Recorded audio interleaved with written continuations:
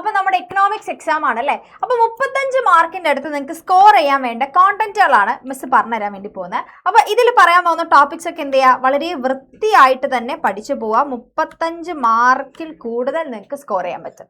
Okay, അപ്പൊ ആദ്യത്തെന്ന് പറയുന്നത് the demand curve rectangular hyperbola. അപ്പൊ ഇലാസ്റ്റിസിറ്റി എന്താവുന്ന ചോദിച്ചിട്ടുള്ളത്, ഡിമാൻഡ് ആണ് പറഞ്ഞിട്ടുള്ളത്. ഡിമാൻഡ് കർവിൽ തന്നെ നമ്മൾ പ്രൈസ് ഇലാസ്റ്റിസിറ്റി എന്ന് പറഞ്ഞൊരു ടോപ്പിക് പഠിച്ചിട്ടുണ്ടല്ലോ.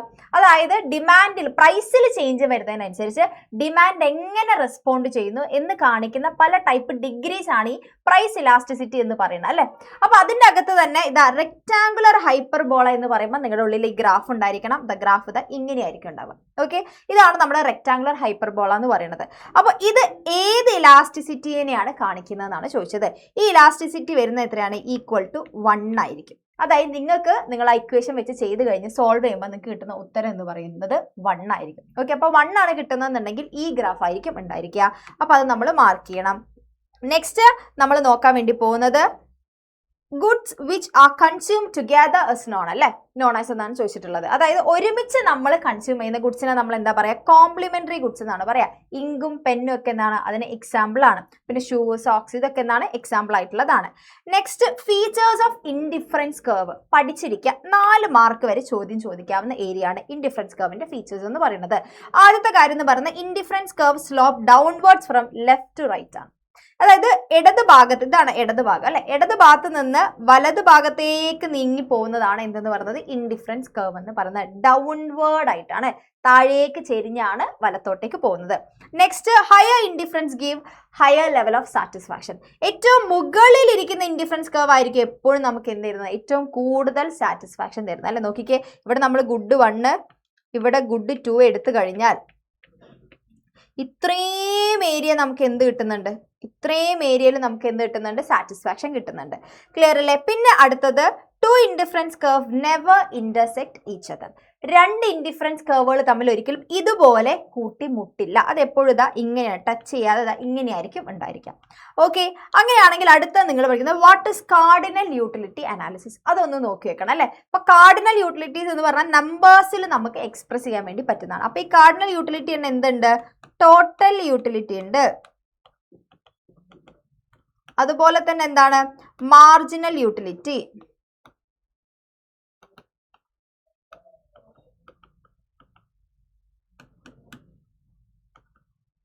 Okay, marginal utility.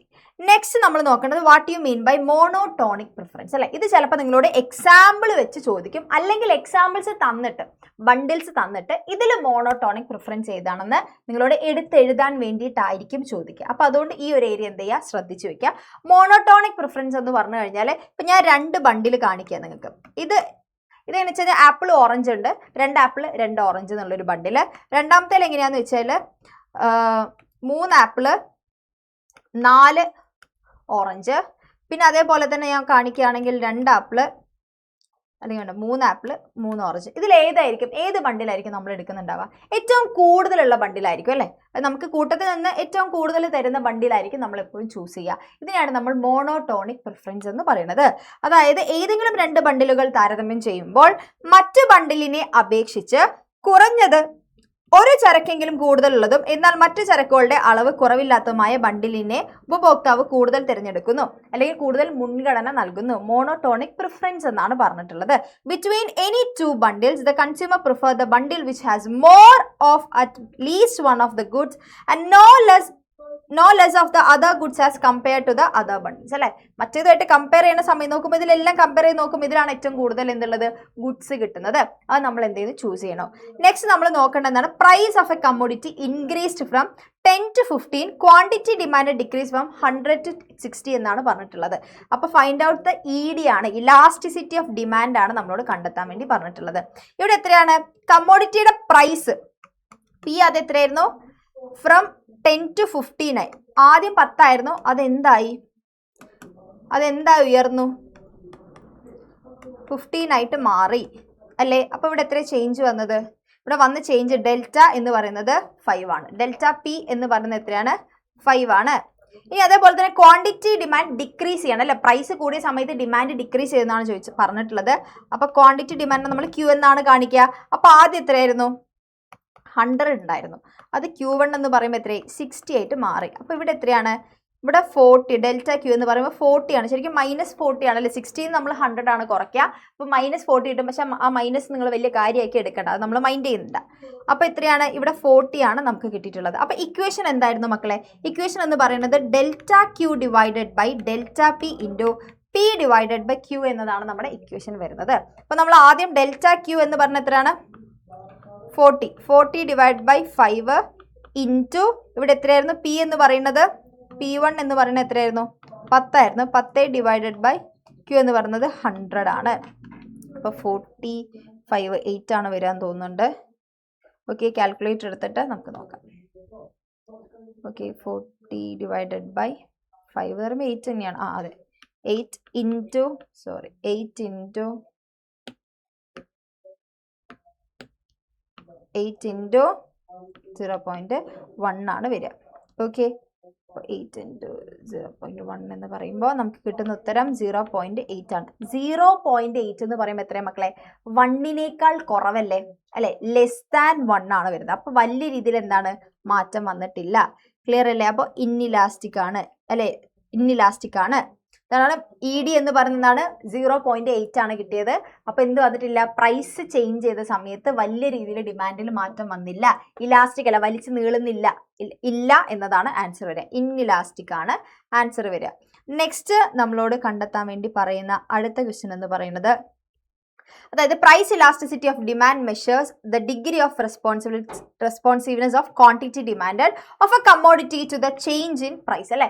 പ്രൈസിൽ മാറ്റം വരുന്നതിനനുസരിച്ചിട്ടാണ് എന്തെന്ന് പറയുന്നത്, നമ്മൾ എത്രത്തോളം ഇലാസ്റ്റിസിറ്റി കാണിക്കുന്നുണ്ടെന്ന് നമ്മൾ കണ്ടെത്തുന്നത്. അപ്പം നിങ്ങളോട് പറഞ്ഞ 5 എണ്ണം ഉണ്ട്. ശരിക്കും 5 രീതിയിലുള്ള ഡിഗ്രീസ് കാണിക്കുന്നുണ്ട്. പക്ഷെ ഇതിൽ നിങ്ങൾക്ക് 3 എണ്ണം തന്നിട്ട് ഈ 3 എണ്ണം എഴുതാൻ വേണ്ടിയിട്ടാണ് പറഞ്ഞിട്ടുള്ളത്. ഈ 3 എണ്ണം എക്സ്പ്ലെയിൻ ചെയ്താൽ മതി അല്ലെ? അപ്പോൾ ആദ്യത്തെന്ന് പറഞ്ഞത് എന്താണ്? യൂണിറ്ററി ഇലാസ്റ്റിസിറ്റി നമുക്ക് നോക്കാം. യൂണിറ്ററി എന്ന് പറയുന്ന സമയത്ത് നിങ്ങൾക്ക് പെട്രോൾ എടുക്കാം, അല്ലെങ്കിൽ നമുക്ക് കറണ്ട് KCB ഒക്കെ എക്സാമ്പിൾ ആയിട്ട് നോക്കാം അല്ലെ? ഇപ്പൊ പെട്രോളിന് വില കൂടി നിൽക്കുക, ഞാൻ എല്ലാ മാസവും ഒരു 500 രൂപ പെട്രോൾ അടിക്കാൻ മാറ്റി വെക്കാൻ നിൽക്കുക. അപ്പൊ പെട്രോളിന് വില കൂടിയാലും ഞാൻ 500 രൂപ തന്നെ ആയിരിക്കും മാറ്റി വെക്കുന്നുണ്ടാവാം അല്ലെ? അപ്പൊ പ്രൈസ് ചേഞ്ച് ചെയ്ത് വെച്ചിട്ട് എന്ത് സംഭവിക്കുന്നില്ല? വലിയ രീതിയിൽ ചേഞ്ച് വരുന്നില്ല. എത്രയാണ് കൂടിയത് അത്ര തന്നെ മാറ്റം വരുന്നുള്ളൂ. അപ്പൊ അതെന്താണ്? ഈക്വൽ ആയിട്ടായിരിക്കും വരുന്നത്. അതുകൊണ്ട് തന്നെ നമ്മൾ ED എന്ന് പറഞ്ഞ എന്തായിരിക്കും? 1 ആയിരിക്കും ആൻസർ കിട്ടുക. പിന്നെ ഇതിൽ നോക്കേണ്ടത് റെക്ടാങ്കുലർ ഹൈപ്പർബോളയാണ് എന്ത് വരുന്നത്? ഗ്രാഫ് വരുന്നത്. നെക്സ്റ്റ് പറഞ്ഞത് പെർഫെക്റ്റ്ലി ഇലാസ്റ്റിക് ആണ്. അതായത് നന്നായിട്ട് വലിച്ചു നീട്ടാൻ പറ്റുമെന്നാണ് പറയുന്നത് അല്ലെ? അതായത് അപ്പൊ ചെറിയ രീതിയിൽ ഒരു ഇൻക്രീസ് വന്നു കഴിഞ്ഞാൽ വലിയ രീതിയിൽ ഇൻക്രീസ് കാണിക്കും. പ്രൈസിൽ ചേഞ്ച് വന്നാൽ അതെവിടെയായിരിക്കും? ഡിമാൻഡിൽ ഇൻക്രീസ് കാണിക്കും. പക്ഷെ കാണിക്കുന്ന ഡിമാൻഡ് എന്ന് പറയുമ്പോൾ ചിലപ്പോൾ മറ്റ് ഗുഡ്സിലായിരിക്കും. അതിന് എക്സാമ്പിൾ ആയിട്ട് നിങ്ങൾ ടീ ആൻഡ് കോഫി എടുത്താൽ മതി. ഇപ്പൊ ടീക്ക് ഭയങ്കര വില കൂടുതൽ വിചാരിക്കും. ആളുകൾക്ക് എന്ത് ഓപ്ഷൻ ഉണ്ട്? ടീ പൈസ കൂടുതലാണെങ്കിൽ കോഫി എന്ന് പറയുന്ന ഒരു ഓപ്ഷൻ ഉണ്ട്. ഇപ്പൊ പെട്രോളിന് ഭയങ്കര വില കൂടിക്കഴിഞ്ഞാൽ എന്താണ്? ഇലക്ട്രിക് വണ്ടികളുടെ പ്രൈസ് കൂടുന്ന കാണാറില്ലേ? അധികം ആൾക്കാർ എന്ത് ചെയ്തു? ഇലക്ട്രിക് ആയിട്ടുള്ള വെഹിക്കിൾസിലേക്ക് പോകുന്നു. അതെന്താണ്? അത് പെർഫെക്റ്റ്ലി ഇലാസ്റ്റിക് ആണ്. അത് കണ്ടത് ഇങ്ങനെയായിരിക്കും ഉണ്ടാവുക. അത് പാരലൽ ആയിട്ട് നമ്മുടെ എക്സ് ആക്സിസ് ആണിത്. ഓക്കെ, നമ്മുടെ എക്സ് ആക്സിസിന് പാരലൽ ആയിട്ടായിരിക്കും അത് ഇരിക്കുന്നുണ്ടാവുക. അത് നോക്കുക. Okay, clear?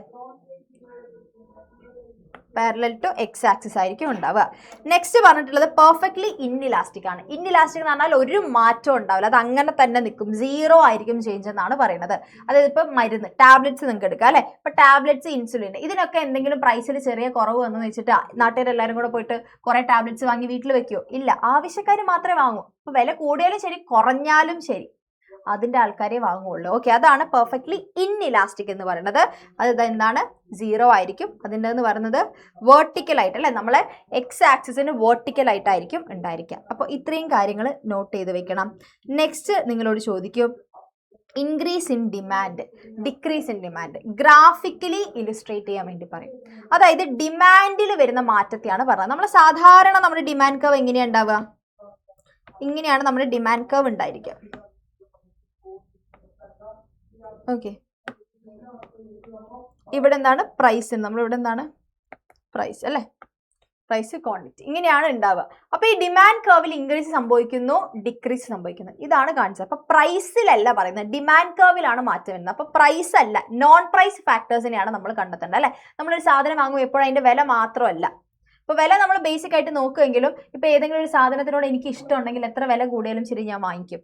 അല്ലെ? വില കുറഞ്ഞാലും ഞാൻ അത് തന്നെയാണ് എനിക്ക് താല്പര്യം ഉണ്ടെങ്കിൽ ഞാൻ അത് തന്നെയായിരിക്കും വാങ്ങിക്കുക. പിന്നെ അതേപോലെ തന്നെ എൻ്റെ ഇൻകം കൂടിയാലും എന്തായിരിക്കും, ഞാൻ പണ്ട് വാങ്ങിക്കുന്നതിനേക്കാൾ കൂടുതൽ ചിലപ്പോൾ വാങ്ങിക്കാൻ ആഗ്രഹിക്കുന്ന സാധനങ്ങളൊക്കെ വാങ്ങിക്കും അല്ലേ? അപ്പം അതിൻ്റെ ഡിമാൻഡ് കൂടാനൊക്കെ സാധ്യതയുണ്ട്. അപ്പോൾ പ്രൈസ് ഒഴികെ വേറെയും ചില ഫാക്ടേഴ്സ് ഒരു സാധനം പർച്ചേസ് ചെയ്യാൻ വേണ്ടിയിട്ട്, ഒരു സാധനം പർച്ചേസ് ചെയ്യേണ്ട ക്വാണ്ടിറ്റിയിൽ ഇൻഫ്ലുവൻസ് ചെയ്യുന്നുണ്ട്.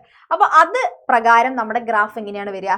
ഇൻക്രീസ് സംഭവിക്കുകയാണെങ്കിൽ അല്ലെ, ഇൻക്രീസ് സംഭവിക്കുമ്പോൾ അത് പുറത്തേക്ക് ഷിഫ്റ്റ് ചെയ്യാണ് ചെയ്യുക. D1 D2 കണ്ടോ, പുറത്തേക്ക് ഷിഫ്റ്റ് ചെയ്യാണ് ചെയ്യുക. ഓക്കെ, പുറത്തേക്ക് അല്ലെ, ഔട്ട്വേർഡ്സിലേക്ക് എന്ത് ചെയ്യും, ഷിഫ്റ്റ് ചെയ്യും ഇൻക്രീസ് വരുമ്പോൾ. ഇനി ഇതേ ഡിമാൻഡ് കർവിൽ മക്കളെ ഡിക്രീസ് സംഭവിക്കുമ്പോഴോ, ഡിക്രീസ് സംഭവിക്കുമ്പോൾ അകത്തേക്കായിരിക്കും വരിക. ഓക്കെ, അപ്പോൾ ഇതാ ഡിമാൻഡ് ഇതാ ഇത്രയായിട്ട് കുറയും. അല്ലെ, പ്രൈസ് അപ്പോഴും എന്തായിരിക്കും, സെയിം തന്നെയായിരിക്കും. ക്ലിയർ അല്ലേ? ഇപ്പം ഐഫോണിൻ്റെ വില ഒന്ന് തന്നെയാണെന്ന് വിചാരിക്കുക, എൻ്റെ ഇൻകം കൂടി, അപ്പം ഞാൻ എന്ത് ചെയ്യും, പ്രൈസിൽ മാറ്റമൊന്നുമില്ല, പക്ഷെ എൻ്റെ ഇൻകം കൂടി, എൻ്റെ ബഡ്ജറ്റ് കൂടി, എനിക്ക് ഇനി എന്ത് ചെയ്യാം, ഐഫോൺ അഫോർഡ് ചെയ്യാം. അപ്പം ഞാൻ ഐഫോൺ പർച്ചേസ് ചെയ്യുന്നു. അതാണ് ഇവിടെ നിങ്ങളോട് കാണിക്കാൻ വേണ്ടി പറഞ്ഞിട്ടുള്ളത്. നെക്സ്റ്റ് നിങ്ങൾ നോക്കേണ്ട അടുത്ത ഇമ്പോർട്ടൻറ്റ് ക്വസ്റ്റ്യൻ എന്ന് പറയുന്നത് കൺസ്യൂമറിന്റെ ഇക്വിലിബ്രിയം. ഓക്കെ, അതിനെക്കുറിച്ച് എഴുതാൻ വേണ്ടി പറയും. നോക്കിക്കഴിഞ്ഞാൽ analyse the optimal choice of consumer, അതായത് കൺസ്യൂമർ ഇക്വിലിബ്രിയത്തിനെയാണ് നമ്മൾ മറ്റൊരു പേരാണ് ഒപ്റ്റിമൽ ചോയ്സ് ഓഫ് കൺസ്യൂമർ എന്ന് പറയുന്നത്. അത് ഇൻഡിഫറൻസ് കർവും ബഡ്ജറ്റ് ലൈൻ വരച്ച് കാണിക്കാൻ വേണ്ടി നിങ്ങളോട് പറയും. അത് വരയ്ക്കേണ്ട ഗ്രാഫ് ഇതാണ്. ഇത് വരയ്ക്കാൻ സിമ്പിൾ ആണ്, കാണുമ്പോൾ പേടിക്കൊന്നും വേണ്ട. കൺസ്യൂമർ ഇക്വിലിബ്രിയം എന്താണെന്ന് ആദ്യം നിങ്ങൾ എഴുതി വെക്കുക. Consumer attains equilibrium at the point where budget line is tangent to indifference curve അല്ലേ? അതായത് ഇൻഡിഫറൻസ് കർവും ബഡ്ജറ്റ് ലൈനും കൂട്ടിമുട്ടുന്ന രേഖയെ അല്ലെങ്കിൽ ഒരു പോയിന്റിനെയാണ് നമ്മൾ കൺസ്യൂമർ ഇക്വിലിബ്രിയത്തിലായി എന്ന് പറയുന്നത് എക്കണോമിക്കലി. ശരിക്കും കോൺസെപ്റ്റ് നോക്കിക്കഴിഞ്ഞാൽ നിങ്ങളുടെ കയ്യിലുള്ള പൈസയ്ക്ക് അനുസരിച്ച് നിങ്ങൾക്ക് ഒരു സാധനം വാങ്ങിക്കാൻ വേണ്ടി പറ്റുമ്പോൾ നിങ്ങൾ എന്താ സാറ്റിസ്ഫൈഡ് ആവില്ലേ? അതിനെ നമ്മൾ എക്കണോമിക്കലി എക്സ്പ്രസ് ചെയ്തതാണ്. എക്കണോമിക് ടേംസ് വെച്ച് പറയുന്നതിനാണ് നമ്മൾ കൺസ്യൂമർ ഇക്വിലിബ്രിയം എന്ന് പറയുന്നത്. ഇത് വരയ്ക്കാൻ എളുപ്പമാണ്. നിങ്ങൾ എന്ത് വരയ്ക്കണം, ആദ്യം എക്സ് ആക്സിസും വൈ ആക്സിസും വരയ്ക്കാം. എന്നിട്ട് ബഡ്ജറ്റ് ലൈൻ എങ്ങനെയാണ് വരയ്ക്കേണ്ടതെന്ന് അറിയാലോ. ഇവിടെ ഗുഡ് 1 ആയിരിക്കും, സെപ്പറേറ്റ് ആയിട്ട് വരച്ചുതരാം, വേറെ തന്നെ വരച്ചുതരാം. നമ്മൾ എന്ത് ചെയ്തു, എക്സ് ആക്സിസും വൈ ആക്സിസും വരച്ചു. ഇവിടെ ഗുഡ് 1 ആയിരിക്കും, ഇവിടെ ഗുഡ് 2 ആയിരിക്കും അല്ലേ? ഗുഡ് 2 ആയിരിക്കും ഉണ്ടാവുക. അപ്പൊ ഇത് എക്സ് ആക്സിസ്, ഇത് വൈ ആക്സിസ്. ഇവിടെ എന്തായിരിക്കും, വെർട്ടിക്കൽ ഇന്റർസെപ്റ്റ് ആണ് അല്ലെ? അപ്പൊ നമ്മൾ M/P2 ആണ് അല്ലെ? ഇവിടെ M/P1 ആണ്. ഇത് രണ്ടിനെയും കൂട്ടിമുട്ടിക്കുന്ന സമയത്ത് നമുക്ക് എന്ത് കിട്ടും, ബഡ്ജറ്റ് ലൈൻ കിട്ടും. ഓക്കെ, ഈ ബഡ്ജറ്റ് ലൈനിനെ ഇൻഡിഫറൻസ് കർവ് ആയിട്ട് കൂട്ടിമുട്ടുകയാണ് ചെയ്യേണ്ടത്. അപ്പം നമുക്ക് ആദ്യം ഇൻഡിഫറൻസ് കർവ് വരയ്ക്കാം. ഇത് ബഡ്ജറ്റ് ലൈൻ ആയിട്ട് കൂട്ടിമുട്ടുന്നുണ്ട്. ഇനി അടുത്തൊരു ഇൻഡിഫറൻസ് കർവ് നിങ്ങൾ വരയ്ക്കുക. ഇത് ബഡ്ജറ്റ് ലൈൻ ആയിട്ട് കൂട്ടിമുട്ടുന്നുണ്ട്, അടുത്തൊരു ഇൻഡിഫറൻസ് കർവ് വരയ്ക്കാം. അപ്പം നമ്മളെ കണ്ടീഷൻസ് ഉണ്ട് അല്ലേ? അപ്പം ബഡ്ജറ്റ് ലൈൻ ആയിട്ട് കൂട്ടിമുട്ടണം. ആദ്യത്തെ നോക്കിക്കഴിഞ്ഞാൽ എന്ത് ചെയ്യുന്നുണ്ട്, ബഡ്ജറ്റ് ലൈൻ ആയിട്ട് കൂട്ടിമുട്ടുന്നതായിട്ട് നമുക്ക് കാണാം. A-B എന്ന് പറയുന്നൊരു രണ്ട് പോയിന്റ്സ് കാണാം. പക്ഷെ ഇത് നമ്മൾ ഈ ഇൻഡിഫറൻസ് കർവ് നമ്മൾ എടുക്കില്ല. ഈ IC, ഇത് IC1, ഇത് IC2, ഇത് IC3, ഇൻഡിഫറൻസ് കർവ് 3 എന്ന് എടുത്തു. അപ്പൊ ഇത് IC1 എന്ന് പറയുമ്പോൾ ഏറ്റവും അടിയിലാണ് കിടക്കുന്നത്. അപ്പൊ ഏറ്റവും താഴെ കിടക്കുന്ന ഇൻഡിഫറൻസ് കർവിനേക്കാൾ സാറ്റിസ്ഫാക്ഷൻ തരുന്ന എപ്പോഴും ഇതായിരിക്കും, മുകളിലിരിക്കുന്ന ഇൻഡിഫറൻസ് കർവ് ആയിരിക്കും അല്ലേ? അപ്പൊ നമുക്ക് ഇത് എന്ത് ചെയ്യാം, ഓപ്ഷൻ ഒഴിവാക്കാം. കാരണം ബഡ്ജറ്റ് ലൈനിന് കൂട്ടിമുട്ടുന്നുണ്ടെങ്കിലും അത് താഴെ ഇരിക്കുന്ന ഇൻഡിഫറൻസ് കർവ് ആണ്. ഇനി നമ്മൾ ഈ ഇൻഡിഫറൻസ് കർവിലേക്ക് നോക്കിക്കഴിഞ്ഞാൽ ഇത് കറക്റ്റ് ആയിട്ട് കൂട്ടിമുട്ടുന്നുണ്ട്. ഓക്കെ, ഇതിനെ നമുക്ക് ഇ എന്ന് വിളിക്കാം, ഇക്വിലിബ്രിയം പോയിന്റ് എന്ന് വിളിക്കാം. ഇനി നമുക്ക് മോളത്തെയും കൂടെ നോക്കിക്കഴിഞ്ഞാൽ മോളത്ത് എന്ത് ചെയ്യുന്നുണ്ട്, ഏറ്റവും കൂടുതൽ സാറ്റിസ്ഫാക്ഷൻ തരുന്നത് ആ മോളിൽ ഇരിക്കുന്ന ഇൻഡിഫറൻസ് കർവ് ആണ്. പക്ഷേ അത് എന്ത് ചെയ്യുന്നില്ല, ബഡ്ജറ്റ് ലൈനായിട്ട് കൂട്ടിമുട്ടുന്നില്ല. അതുകൊണ്ട് നമുക്ക് രണ്ടാമത്തെ IC കർവ് എടുക്കാം. ഇങ്ങനെയാണ് ഈ സാധനമാണ് ഇവിടെ വരച്ചു വെച്ചിട്ടുള്ളത്. ഓക്കെ, സിമ്പിൾ ആണ്, വലിയ പേടിക്കൊന്നും വേണ്ട. ഇത് വരച്ച് വെക്കുക. ഇത് കൺസ്യൂമേഴ്സ് ഇക്വിലിബ്രിയം എന്താണെന്ന് എഴുതി വെക്കുക. നെക്സ്റ്റ് നിങ്ങൾ അതിൻ്റെ തൊട്ടടുത്ത് ഒരു 3 കണ്ടീഷൻ കൂടെ എഴുതി വെക്കണം. ഇത്രയേ ഉള്ളൂ. IC എന്തായിരിക്കണം, indifference curve should be tangent to budget line, budget ലൈനുമായിട്ട് ടച്ച് ചെയ്തിരിക്കണം. അത് ഒരു കണ്ടീഷൻ എന്ന് പറഞ്ഞ് എഴുതുക. മൂന്നാമെന്ന് പറയുന്നത് സ്ലോപ്പ് ഓഫ് IC എന്തായിരിക്കും മക്കളെ, സ്ലോപ്പ് ഓഫ് ബഡ്ജറ്റ് ലൈൻ ആയിരിക്കും. ഈ ബഡ്ജറ്റ് ലൈനും ചെരിവുണ്ട്, ICക്കും ചെരിവുണ്ട്. ഇത് രണ്ടും ഈക്വൽ ആണെന്നാണ് പറയുന്നത്. അപ്പൊ ബഡ്ജറ്റ് ലൈനിന്റെ സ്ലോപ്പിന് നമ്മൾ എന്താ പറയാ, -P1/P2 എന്നാണ് ബഡ്ജറ്റ് ലൈനിന്റെ സ്ലോപ്പിനെ നമ്മൾ പറയാം. ICന്റെ സ്ലോപ്പിന് നമ്മൾ എന്താ പറയാ, MRS അല്ലെങ്കിൽ മാർജിനൽ റേറ്റ് ഓഫ് സബ്സ്റ്റിറ്റ്യൂഷൻ എന്നാണ് പറയുന്നത് അല്ലെ? ഒരു സാധനം എടുക്കുമ്പോൾ കുറഞ്ഞ് വരുന്ന സാധനം ഉണ്ടല്ലോ, അതിനെയാണ് നമ്മൾ മാർജിനൽ റേറ്റ് ഓഫ് സബ്സ്റ്റിറ്റ്യൂഷൻ എന്ന് പറയുന്നത്.